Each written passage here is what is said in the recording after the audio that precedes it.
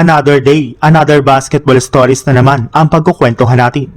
At ngayon nga ay pag-uusapan natin ang balitang jackpot nga po ang Milwaukee Bucks sa kanilang mga bagong players at ang balitang ready na nga po ang bagong super team ngayon ng Golden State Warriors.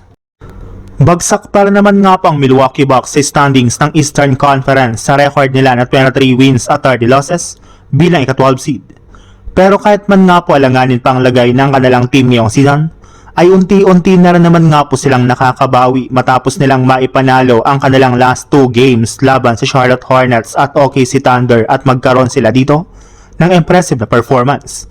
At nagawa nga po nila iyan dahil sa pag-step up ng kanilang mga bagong players. Katulad na lang ni Cam Thomas na nag-average ng 16.7 points sa kanyang first 2 games at si Ousmane Dieng naman na nag-average ng 12.7 points sa kanyang first 3 games sa Milwaukee Bucks.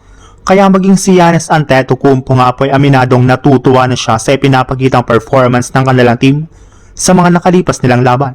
Kitang-kita nga po sa mga ekspresyon nito habang nanunood siya sa kanilang mga nakalipas na game sa kanilang bench na gustong-gusto nga po niya kung gaano kaganda ang galaw ng kanyang mga bagong teammates. Kaya mukhang ito na nga po ang hinihintay ng Bucks na momentum para makabalik ulit sila sa itaas ng standings.